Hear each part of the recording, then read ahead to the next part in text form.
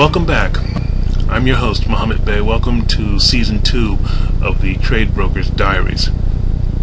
Recently, I received an email from a gentleman in Turkey who was running a company selling metal parts and steel parts of various kinds.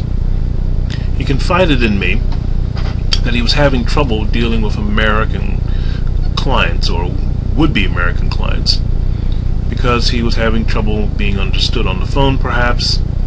Also because he was not going out and meeting with people or going to events and seminars and other types of gatherings for business people looking to find leads and clients.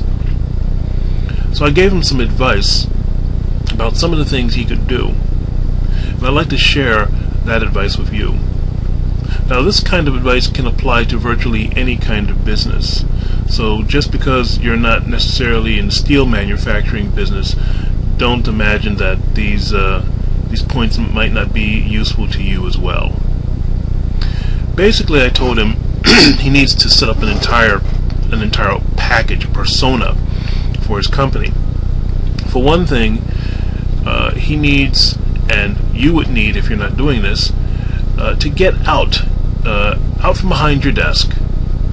You should be at your desk, if you're in the sales business, a minimum of 20% of the time.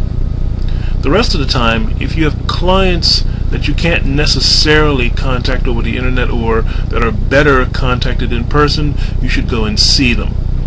You should have a list every day of the people you need to call and visits you need to make. This is particularly important if you already have clients. Once you get a client, it is common for many salespeople to essentially forget about the client, to go on to the next conquest, as it were. Bad idea. What you should do is call the client at least once a week. Check in, say hello, reminisce, find out if there's anything they need. Don't rely just on emails and faxes. If you have a potential target list of potential companies that you want to do business with, don't just rely on emails and webinars. Get up from behind your desk. If they're nearby, if they're within 20, 25 miles, drive to their office. Set an appointment several days in advance. Be nice to the secretary. In most corporations, the secretary is often the most important person in the whole company because they are the gatekeepers to the decision makers.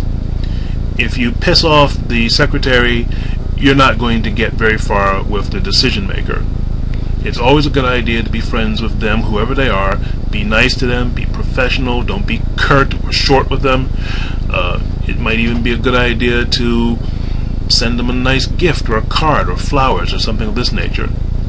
Depending on the culture that you're dealing with, it might be expected, as a matter of fact, in some cultures, to bring a gift of some kind, if not for the secretary, then possibly for the individual, male or female, that you wish to do business with.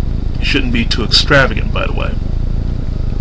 As for maintaining and creating your persona, it's a good idea that if you're selling something big like mobile homes or steel processing or cable manufacture, any of these kinds of what you might call big ticket items or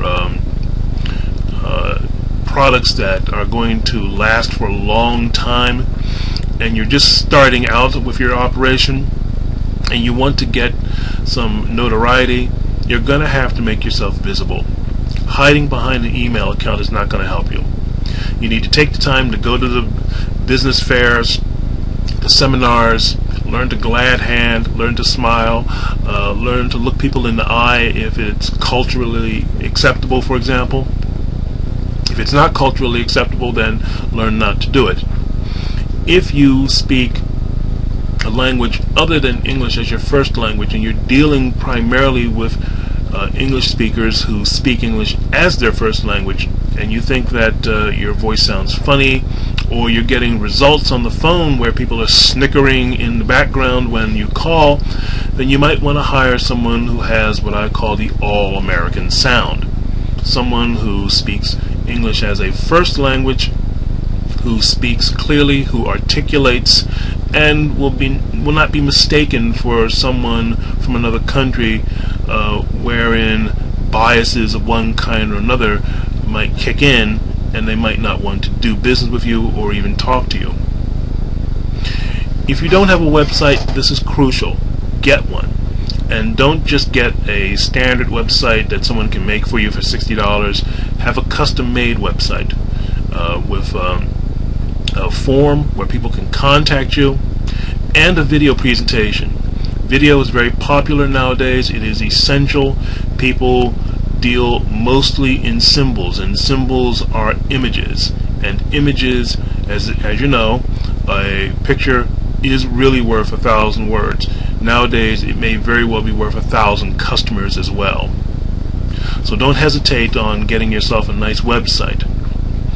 Take the time to become familiar with your customers. Let them know who you are. Let them know you're around. On your website, make sure that they have your email address, your phone number. Make it easy for them to contact you.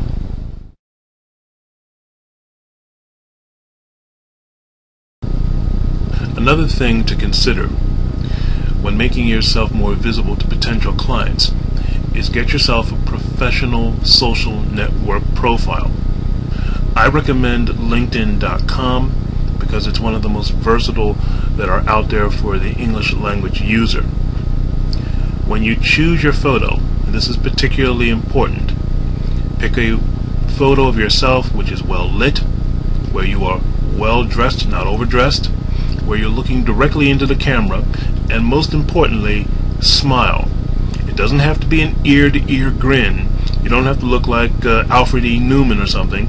Just put on a happy face.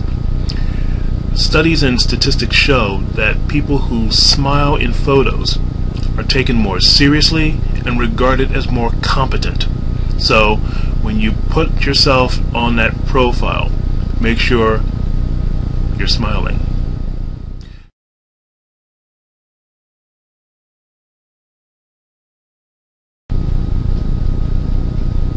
One thing before I conclude. If you want to be taken seriously, get yourself a custom email account. A lot of people use free email or slightly free email. Famous name brands like Yahoo, Hotmail, Hushmail, things like this. There's nothing wrong with those, except that in many cases, your email may wind up in the spam box. There might be spam reports of a spam email coming from those domains, and as a result, any email you send a potential client might be regarded as spam, especially if you have a free email account, which is popularly known. So spend an extra few dollars a month. Get yourself a custom email address with the name of your company or organization, or your own name if you're a one-man band or one-woman band. This way you'll be taken that much more seriously, and your emails are less likely to be regarded as spam, even if they don't go into the spam box. First impressions are critical. You only get one chance to make that first impression. Write to me. Send me your questions. I may even read your letters or emails out on my program. In the future, many of the programs I'm going to do will be based on questions and comments from people just like you. As always, for you YouTube users, please, whenever you watch our videos, always, please comment, rate, and subscribe to our videos. We look forward to hearing from you. As usual, my email address and phone number are right here. Contact us with your questions. Thanks for watching this video. Thanks for visiting my website. Take care. This program is sponsored by Multi-Pure Water Purification Systems. Multi-Pure water purifiers for home and business. Multi-Pure believes that one of the best ways to improve your health and the health of your family is to improve the quality of your drinking water. Visit our sponsor's website for more details. And by the International Import-Export Service Directory, containing hundreds of listings you can use to find products and services for your business. Follow the link to our website for more details. Thanks for visiting our website. Take care.